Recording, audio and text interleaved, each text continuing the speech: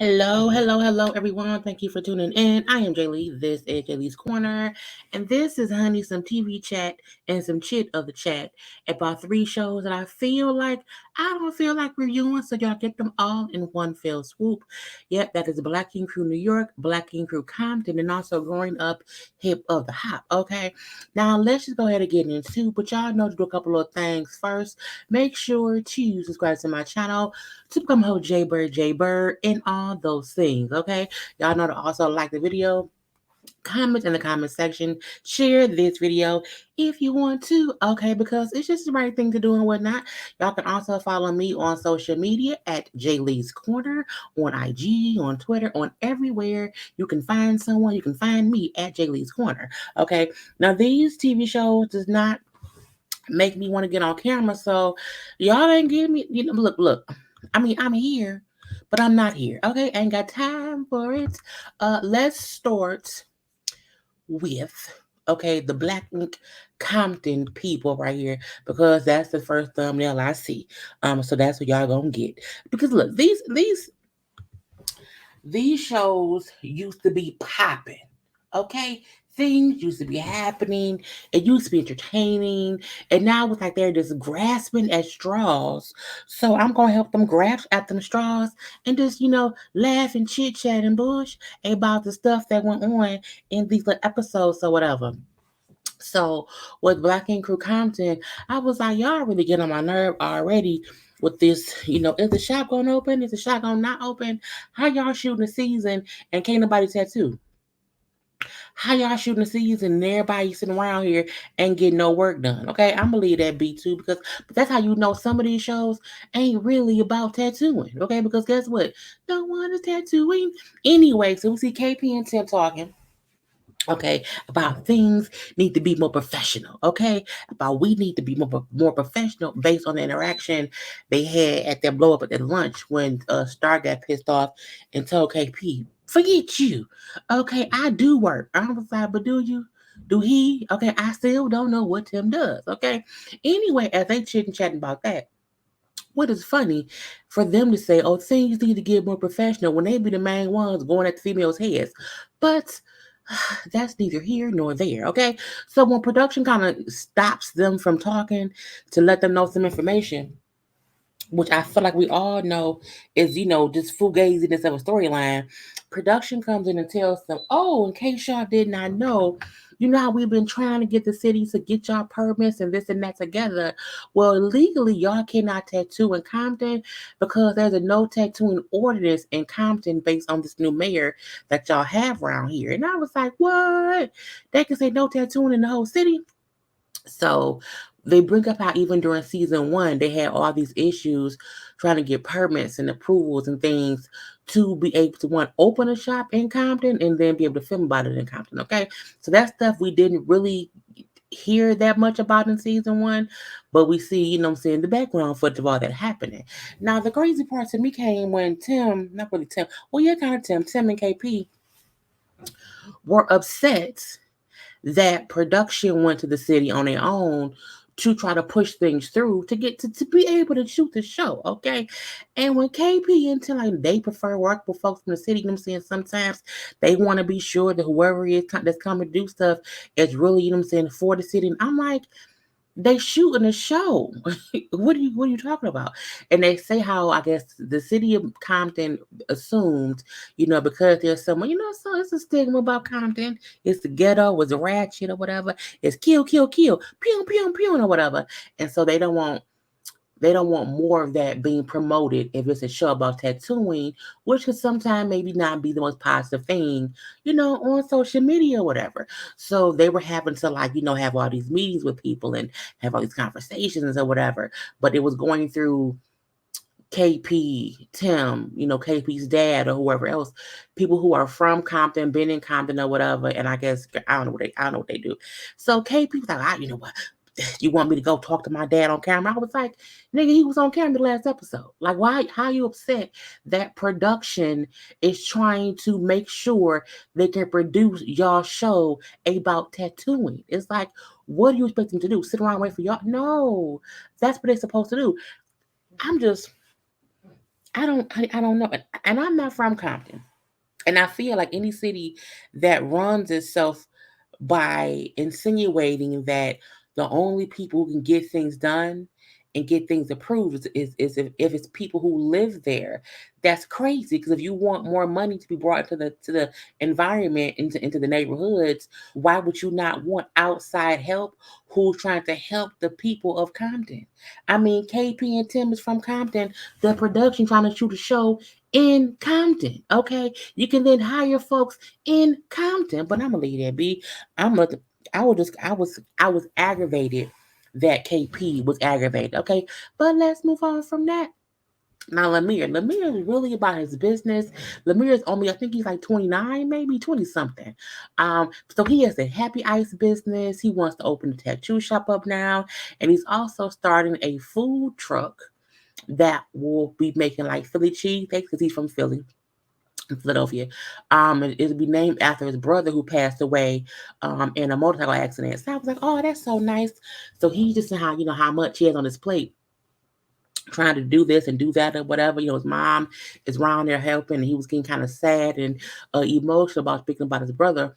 And when mom said, "Don't cry," don't cry, don't make me cry. I think it's weird when people tell people don't cry about dead folks. It's like what they did. Like, let me cry. It's like when you try to hold in your emotion and not cry about things, it makes you cry more once you're able to cry, and then you're never fully able to have a conversation without crying. You have to sometimes cry it out for the first couple years, and then it'll get less emotional when you're having a conversation with that person.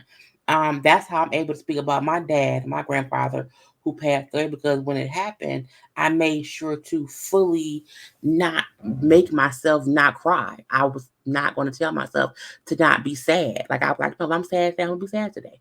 And now I'm able to have those conversations and not break down crying, or have somebody else telling me, oh, don't cry. It's like, well, no, if I want to, I will. Don't do that. Anyway, so we do later on see him talking at home, because they was having a little party, not a little party, a little get together, okay, to make little Philly cheesesteaks. And Barbie, her fiance, came over. And so Danielle and Lemire and Barbie and dude, I think the dude named Bone. I think Barbie fiance name was Bone. I know a dude named Bone. Sure did. Anyway, but they give him Philly cheesesteaks. Oh, these are good. These are good. Okay, so that's fine. So again, Lemire has a whole new business plan. I'm like, he gonna make money, but it's smart. If you're gonna be on TV, which is free promotion, mention all your businesses and show that it's actually a part of your life. Okay, so Lemire is being smart. He making sure that all his eggs are down in one basket. If this show don't go off again. Anyway, when they bring up about how at the new shop the mayor wants to open, that what about Nancy? Because Nancy like your sister, and she's upset with you. You know what I'm saying, and whatever. You got to do Kevin, her boyfriend, who are gonna be their managing, or your partner, and like what's going on with that. And while both Danielle and Barbie is like, we get why she pissed.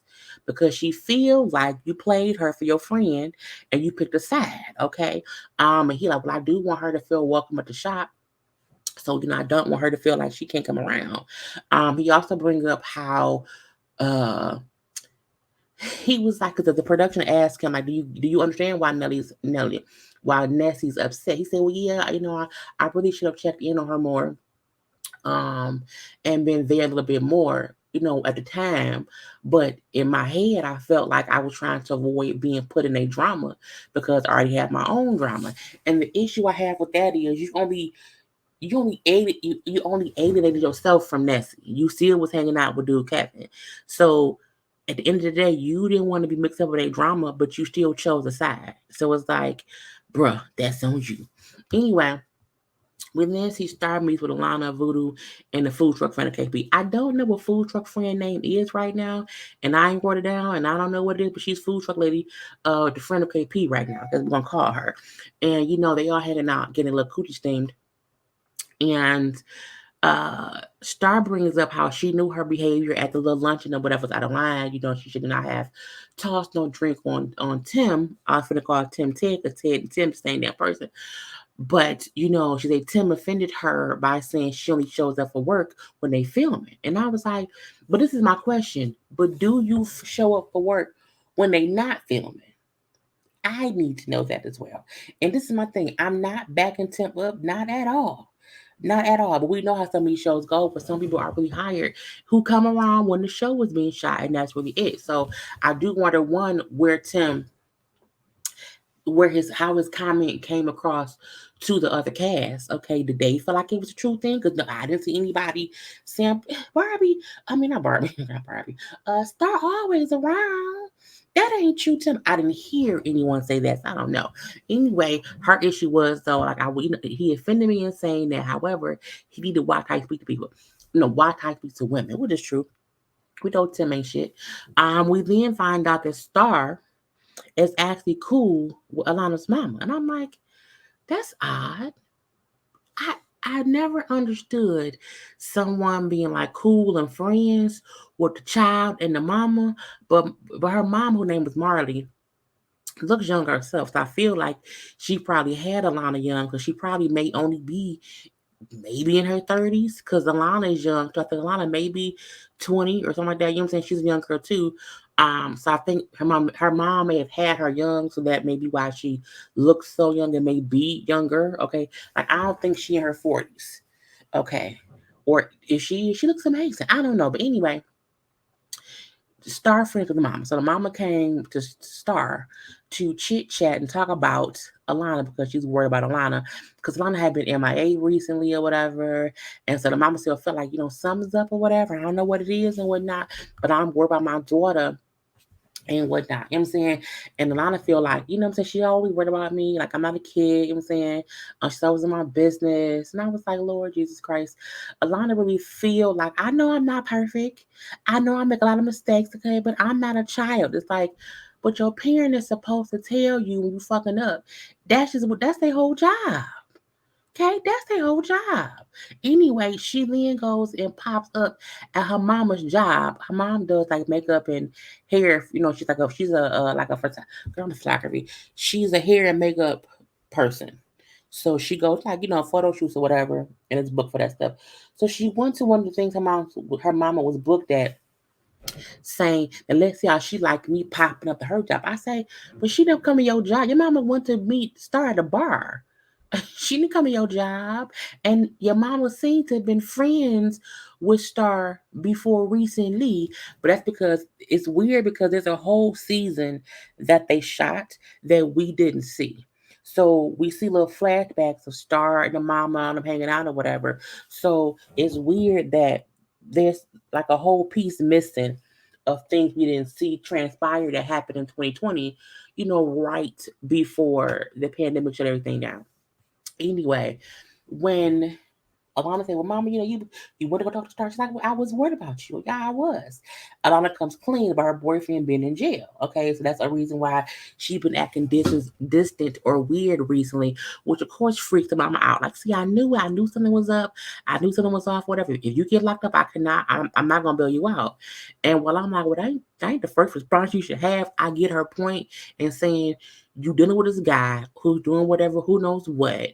You keeping secrets from me or whatever. He was in jail. You ain't telling me if you get locked up too. I'm not getting you out. Okay. But mom, you always worry too much. You do too much or whatever. And I was like, Alana just young and dumb. Alana's young and dumb. And in 10 years, she would look back on this and hopefully realize she was she need to be smarter. Okay, and not be so dumb. And I don't fault her mom because she's a mother. And I mean, the dude she may be dealing with may be an asshole jerk. Okay, as we know, he already cheated on her. So who knows? We then see KP who plans a little group trip down Orange County because Chris, who is the lead tattoo, I need to get Chris's picture up here eventually. Chris, who is the head lead tattoo artist at the shop, also works at a shop in Orange County called the Vatican. Yeah, like honey, like the people. I don't think about the Vatican when it comes to Twilight. Anyway, but Chris works part time there as well. So Chris don't fully work on Chris can't work at KP shop because damn thing ain't open. Anyway, but that's a more upscale, you know, uh in order. Okay, their whole family up there. It's like, yeah, because they're professionals. Okay, y'all the hood folk right now. Y'all ain't got professional just yet. Okay, so they're planning a trip up there just to see how things go, to kind of all you know blend together. Okay, kind of come together as a group. Okay, I can't think of the word right now. It's the word on the tip of my brain. My brain ain't working. Okay, but again, they need to get friendly with each other and whatnot. Okay, bonding is what it's called, bonding. Okay. Anyway, but KP and Tim do not invite Star. Okay, this is based on the fact that she blew up at the lunch or whatever. So they have not really talked to her. I'm like, that's unprofessional right there. How you want the group to bond, but you leave one person off? Okay, not two people, just one. Okay, I get y'all didn't invite Barbie, you did not invite Lemire. Cool, they don't work there, but how can you not invite Star, who technically still works at the shop? But Alana texts Star and sends her all the information on the trip. So again, Star's gonna come. Now they went to the tattoo parlor, seeing it was nice, nice, nice, or whatever. They went back to the house, a little nice little Airbnb and whatever. That little group, team building exercise where they split up into two teams, and then they had a tattoo. Each of them had a tattoo on a fake hand to see who had the best tattoos. Again, because it's not about just your tattoo, okay? It's about your group's tattoo. So as they're tattooing, each person is also giving advice and giving helpful tips to their fellow man or woman, okay? KP Polo and Widow team won, okay? It was like, okay, that's cool. Anyway, but they bonded. They had fun. They were chitting, chatting, or whatever. So again, it was still a good time had by all. Even though none of them know that KP can't open his shop yet. Okay, none of them know that he's keeping that a secret. The only one who knows is Chris, which is why Chris said, "Hey, we should have the whole trip down to the Vatican. Okay, and we can see those things or whatever." Now we do see food truck lady who's friends with KP, who seems to be friends with them all. And again, she was also a part of this Phantom season that never got aired. And she threw like a little birthday party for Alana's her birthday. With a dick cake. I'm like, a dick cake? Why you got a dick cake at a birthday? I'm like, I get her man is in jail. She ain't getting no penis. So let's also I was like, this not a bachelorette party, it's a birthday party. I don't want a dick cake at my birthday party. Not today, not ever. Okay.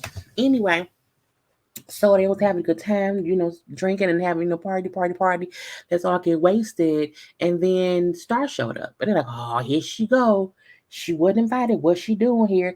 I invited her. Hey, Star. I'm like, Alana, sit down some damn where. Anyway, but she come in. She's like, look, I know I wasn't invited. I get why.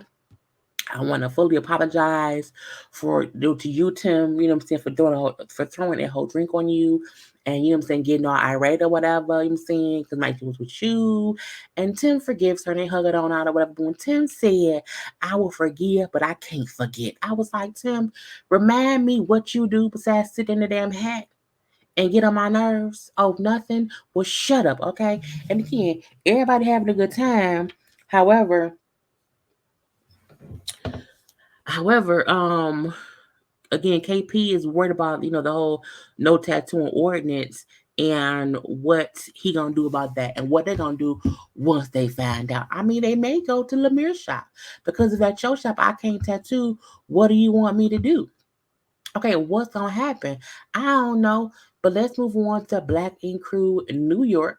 Okay, the other folks that we don't want to pay attention to, but we have to because it's around here. And they let's get to the bullshit. But first things first, like the video.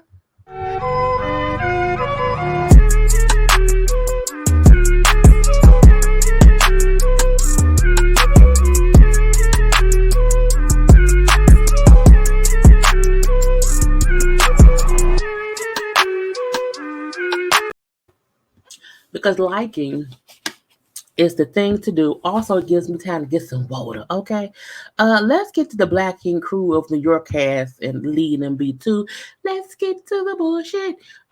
So Puma telling Bay and the other artists about how the client was complaining and felt like Bay was saying that she was too dark to get color. Okay, she's too black, too dark. The skin ain't going, skin right. And so she felt offended in one way or the other. Now, while Bay I want to fix this issue. You know what I'm saying? I don't feel that way. I didn't say that. You know what I'm saying? But at the same time, she don't want to listen. Okay, I think she's so caught up in someone's acting like they're trying to say I'm a racist. It's like no, but you said stuff that someone just did not appreciate, and even though you did not say these specific words, is how you made them feel. Okay, and we all know sometimes you can say things and not mean it in that way, and that's how it comes off, and someone's feelings is hurt.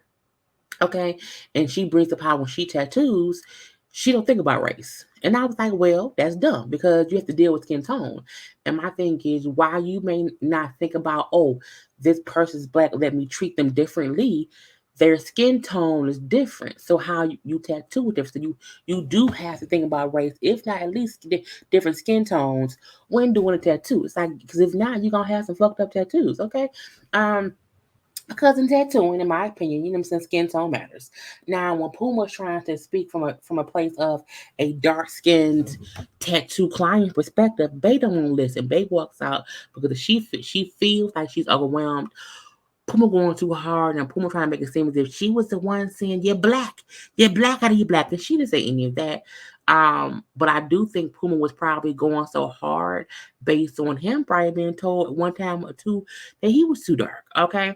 But again, I'm like, I don't think Bay had any malice in what she said and how she said it, or even how it came off. But it's like, just address it.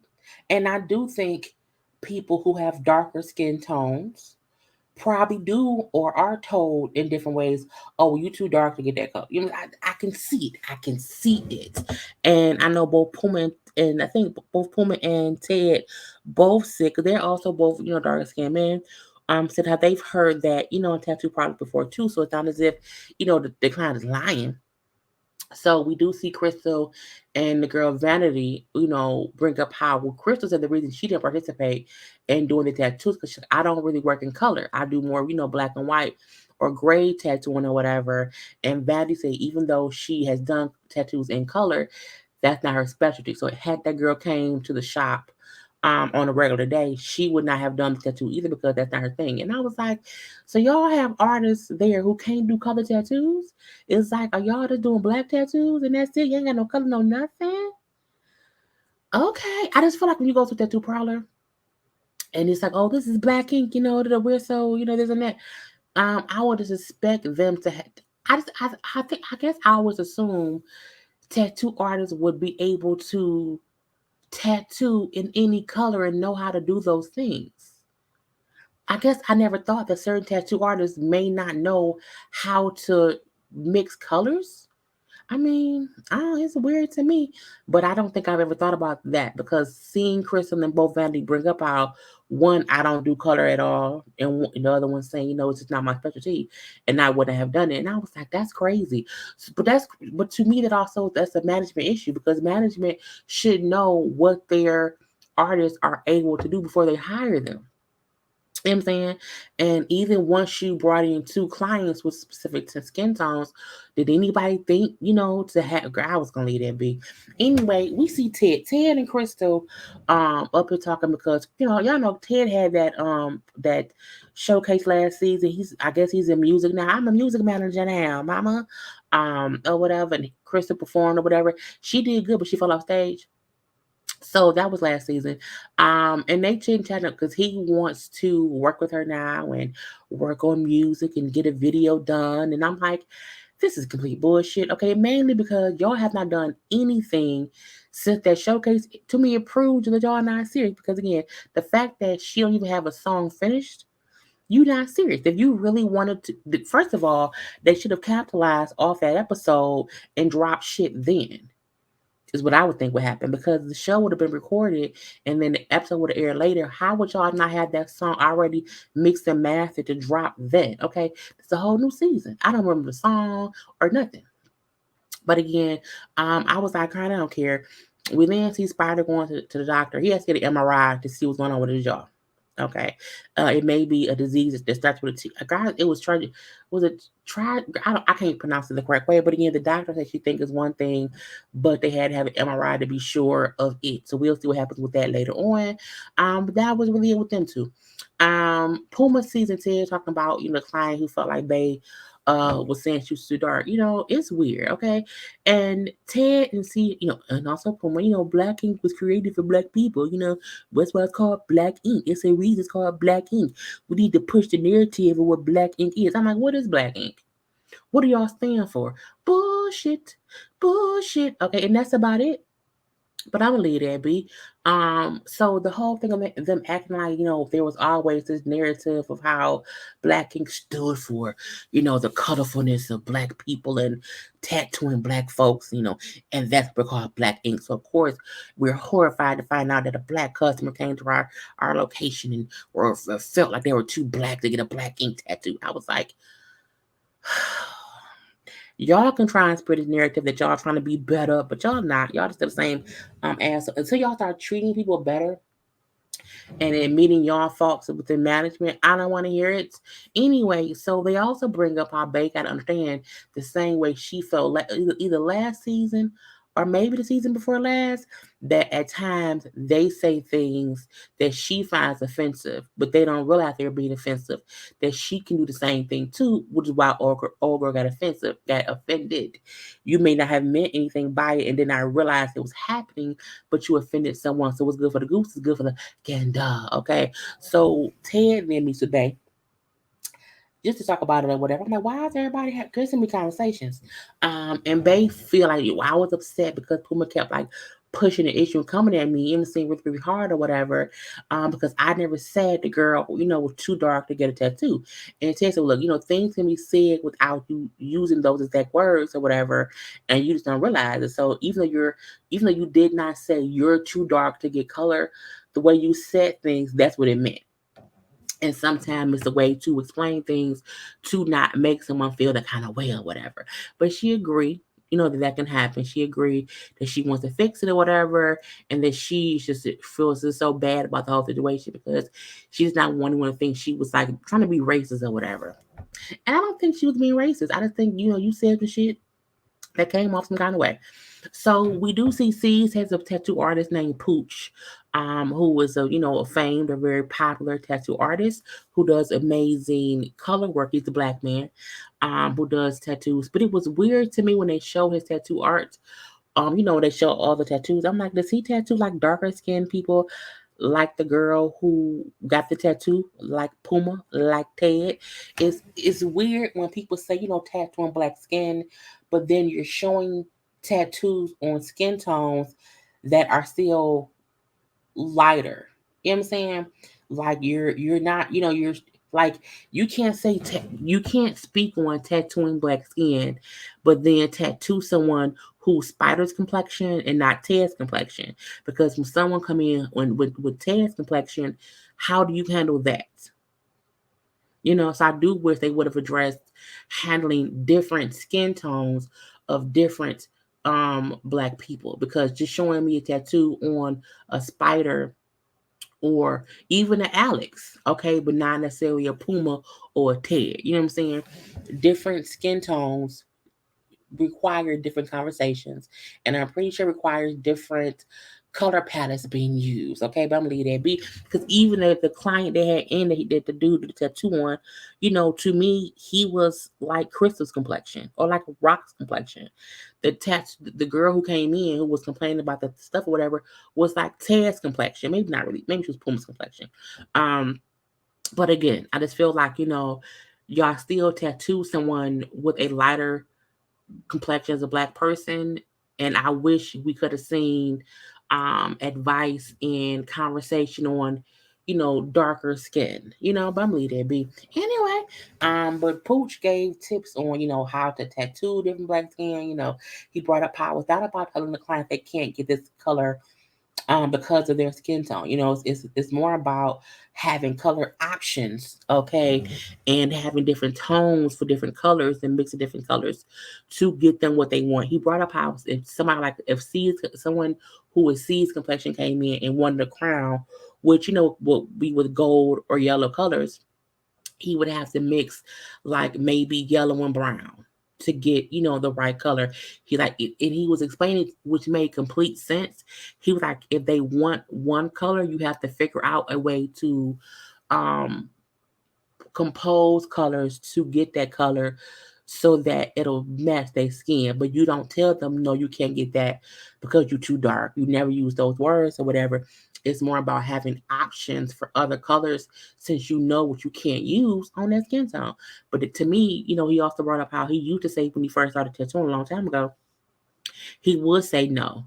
Then he said, but that's because I was, young in the game and, didn't know this. But as I progressed, you learn more. And I'm like, see, all of them think they know so much and none of them do.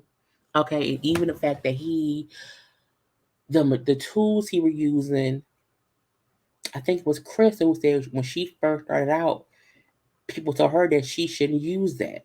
And he showed her how much it'll help if she did use it. So again, just tips and tricks that makes a lot of sense or whatever. And when Rock brought up how he wasn't even rushing, you know what I'm saying? There wasn't much bleeding at all, and I'm like, well, first of all, don't rush my tattoo because rushing my tattoo can fuck it up. And if rushing a tattoo makes a person bleed more, then stop fucking rushing. The tattoo gonna get done, okay? Anyway. Um, but again, that was what it was. But I like how the team really seemed to be extremely interested and extremely, involved in watching him do the tattoo. And when he brought up how, yeah, sometimes you should put a white, napkin or white cloth or whatever, under the person's leg or wherever they're getting a tattoo at because you want to be able to see.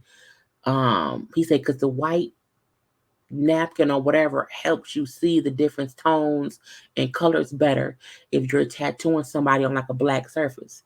And if it's a lighter skinned person, you may not want to do that. You may want to use, and I'm like, damn, that's crazy. But again, that was a really good part of the show. We do see C's and Bay talk. It wasn't shit, C's acting like he's gonna fire Bay was stupid. Um, when he said how he was thinking about he had thought about firing all the women based on the client being upset. I'm like, that's bullshit because the men said the same shit that Bay said, except their client did not um complain. To me, Spider spoke worse or more offensively than Bay did. I'm like, but again, their client just did not complain. So I'm like, to say you was gonna fire the women based, I was like, see, fuck you. Anyway, that was all it was on Black Anchor, y'all. That was it for them. Now let's get to growing up hip hop, which is also sometimes a bunch of bull stuff. Oh, y'all, I want y'all to see my thing vibrate when I said that. But anyway, growing up hip hop, the season finale comes on next week. I'm happy about that because they been getting on my nerve with these, just it's just been boring. You know, it's been boring, and I don't know if is it COVID so they can't shoot much. Cause I feel like this is all stuff that was shot before. But I don't know. Anyway, let's get to folks we want to talk about today. Let's get to the bullshit of Angela. Angela and Vanessa was going to a doctor's appointment because Angela wants to freeze her eggs because she's like, I don't know the next time I'll be in a relationship, and I don't want to wait until I'm older. Um, because what if I get what if I don't meet anyone until I'm older and then I'm not able to really get pregnant? It's easy. I don't have the eggs or whatever, so I want to freeze my eggs now so that if I want kids later, I can have kids at that time. And I think that's a great thing to do. She brings up how being single is hard these days, because men be bullshit. And trust me, I am fully aware about men who be bullshit. Anyway, so she talks to the doctor, whatever, but that's didn't go in with her. And the doctor like, what is this and is that? As you get older, your eggs do go away. So when they did like a little ultrasound on her, I think even in just in one on one side, she had like between 10 and 15, I mean 5 to 10 eggs. And that was just on one side. So again, she is now the time to harvest because you are at an age where you're young enough to where those eggs should be, good and viable because it just true tea as you get older, you know, science and life happens. So it is what it is. But when ladies tell her like, it can cost between, it can be up to like $9,000 to $10,000 or whatever. I'm like, are you spending on a purse? But when she brought up how sometimes people may need to have the procedure done twice to get enough eggs, for them all to be viable You have to do 2 rounds of it. It's like, oh, it can be like up to 15 to 20,000. And I was like, but you spend that on a purse. So it's weird. It's weird to me when rich folks want to do things and then complain about the price. I'm like, but you can really afford that. Like you move every season. You move to New York, you move to LA, you move to Atlanta, you move to Miami. You can afford that. That's like this is a baby. Just a baby. Anyway, so that was her whole thing about her just saying how, I don't know about dating, I don't date that much or whatever.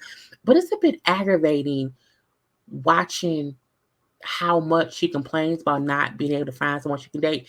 Because let's just be honest about this. Angela is a beautiful, stacked, black rich woman who was from a dynasty family, okay? The Simmons line of blood, okay? So my thing is, you don't have an issue finding someone to date. You have an issue finding someone you feel like people won't judge you for dating.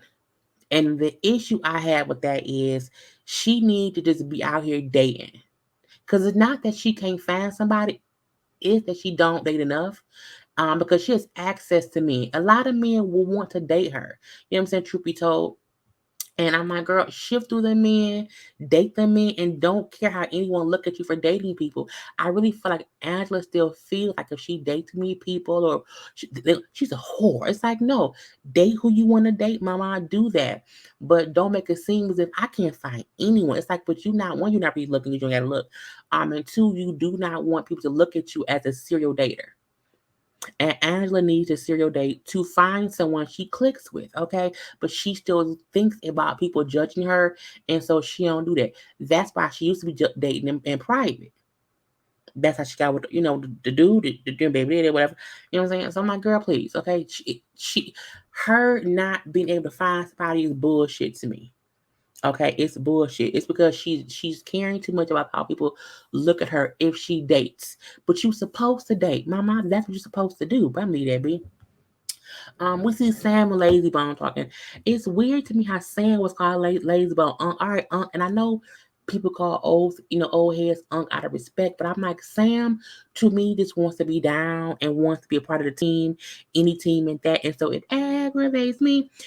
So they chit and chat or whatever, and he's bringing up how I'm still facing jail time, but you know what I'm saying. I'm really trying not to focus on that. I want to focus on, me working on this music, showing people I have talent. And, I want people to see, I'm saying, I can contribute to music too. And this is my thing. I don't like Sam. Don't like him at all. Okay. If he's a talented producer or writer, or whatever he wants to have that his passion, fine, fine, fine. But he's still an asshole. And he is still an agent of chaos. And because he comes off as an agent of chaos, I don't see it for him. And until he can stop being that agent of chaos, fuck Sam. Okay. Anyway, he brings about he's been teaching Egypt how to do work in the studio on her own. I'm like, oh, you were a teacher? Okay. Anyway, she comes in and whatever, and Lazy leaves, and he brings up how, what I'm saying, I just want you to work on you, and do you. I'm saying, I'm saying, because if I go to jail, I'm saying, I will break up with you so you can focus on your album. And I was like, oh, go away from me, please, okay? And because his thing is, I would just want to, leave her alone, so that way she don't have to be worried about me if I'm gone for 10, 15 years. And that's great. That's great, but I don't believe for one second that if he was to go to jail for that long, that he would really expect her to, leave him. I think he's saying that to make it feel like when he wants her to stay and she does stay, it's all her idea. Because I kept saying the whole time, no, no, no, no, no. Forget about me. So when she forces herself to be there for me, I can fully not be blamed for it. Miss me with the bullshit. Anyway, and she said, I'm gonna work and keep living. I had a life for you, but I'm gonna still wait on you because I love you. Anyway. Korean Savannah talk. Okay, now first of all, we ain't seen Korean Savannah in a long, long time. I hate Savannah's hair in her confessional. Okay, I put on my social media, it looked like silly putty. If you cannot blend the scalp and the hair and the person's forehead skin or whatever, if you can't blend that shit right and it come out looking like silly putty, I am mad at you. It's pitiful when folks pay people to do their hair because you the hairdresser. And if you can't blend my skin and my wig line the right way without it looking like silly putty around my damn edges, then get out my face. I'm like, Brianna, it doesn't match her hair at all. In the close up, on the show, I'm like, girl, you set her like that. Whoever did your hair should be shot. You can kind of see right here how it looked like her scalp got a lining. Okay, it's the wrong color. It wasn't blended right. So maybe that. Now, when Creed got there and brought some wine and was shocked that Savannah did I have a wine opener, I'm like, Savannah looked like she drink wine that don't need an opener. She looked like she drink beer. Okay, Savannah, she don't look like she would have a wine opener, and that probably in her damn house. Anyway, so Creed brings up how I think you popping off too much. And this is a weird thing for me. Cree and Savannah and Sequoia fighting at Twist Party was a few episodes ago. And I'm like, we don't even care no more. So it's weird to me that episode aired weeks ago. Weeks ago. Matter of fact, no, that episode happened months ago because it happened while I was in the damn hospital. So that happened back in January. So the episode aired back in January. Why are you and Creed meeting up to have a talk about that in March? For what? Poor K. Okay, I'm like, it doesn't make any sense. And I get Creed telling her that, you're doing too much. You popping off too much. I'm saying you should not have tried to square up against Sequoia. Like, that's not the thing to do. You should not be acting up in public. I'm saying I will always support you in public, but I have to, behind closed doors. I have to get the truth, and the truth is you doing too much. And Savannah feel like, well, okay, maybe I need to work on my anger issues or whatever, but she still don't think she was really wrong in my opinion. Okay, she brings about she's in therapy now, working on her issues, her opinions. But she thought her mama thought she had said something wrong, or her mama like punched her in the face, or I was like, so your mama and your daddy was on some bullshit. So you fucked up because both parents, okay? Even though her mama raised her, if she raised you to have these kind of anger issues, she ain't no better than Stevie J. I'm gonna leave it there anyway. But I'm happy she's in therapy. But I'm like, how you in therapy and not discussing your anger issues when that's a part of who it is. But we know she has major issues above father not being there, and as we now see, her mama may not be that much better either. I'm gonna leave that be. So we finally see TT and Egypt meet up to have a conversation at Egypt and Sam's house, and Egypt they have not talked in like 2 years per TT. And Egypt hasn't even met TT's son yet. Um, and again, Egypt, of course, invited her over or whatever. Egypt was the one who put out the olive branch to come on over and let's have a chat. Okay. Now this is the thing. They had a full adult conversation, which to me this means nobody was yelling, no one walked away. However, they weren't really saying shit. Okay. They both feel like the other one did the other one wrong and betrayed them. So, Egypt felt like when you was talking shit about Sam and trying to break me and Sam up, so you betrayed me. And TT felt like, well, you was the one spreading lies by me and Sean, you betrayed me. Girl, and neither of them had, really accepted or even spoke up on the wrong that they did to get to this point. Because at this point in time, both TT and Egypt has done something, okay, something that got them to this point. Even though I still feel like um, TT's concerns and thoughts about who Sam was and him not being good for Egypt, I still 100% back her in her thoughts on that. Now, how she went about it, I don't know. I don't know.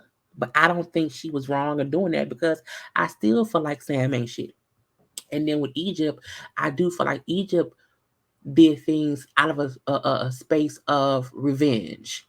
It wasn't oh, I care about TT and I feel like TT, should not be with Sean. And so that no, she came from a revengeful place and was saying things that she did not know if it was fact or fiction or whatever.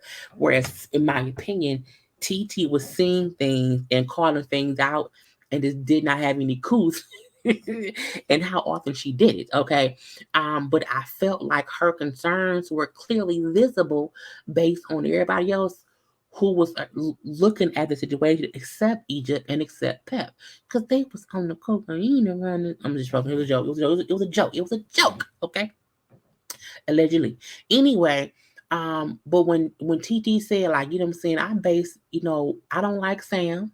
Okay, I don't think Sam, because it's clear TT still feels, Sam is not good for Egypt. Okay, but I like how she said, it's based on his personality. Okay, things he's done, and then even reactions from you that you've made based on him that makes me not like him. So the crazy thing is, TT has a valid reason to not like Sam. She just did not have the right to go so hard about it. If so she can admit, maybe I should not have went so hard about it. Maybe once I told you I felt and you didn't agree with me, I should have left it alone. But again, I still feel like she had a reason to feel those ways. She also brings up how she has never tried to turn anyone against Sam, because Egypt felt like you tried to, tarnish his name and turn folks against him. She was like, no, people who don't like him for a reason. It had nothing to do with me. And I'm like, girl, let it be known. And Egypt makes it clear that she, loves Sam. And he has never hurt her and done anything wrong to her or whatever. He makes her happy. The happiest she's ever been. Okay, she wants to marry that man. She loves that man.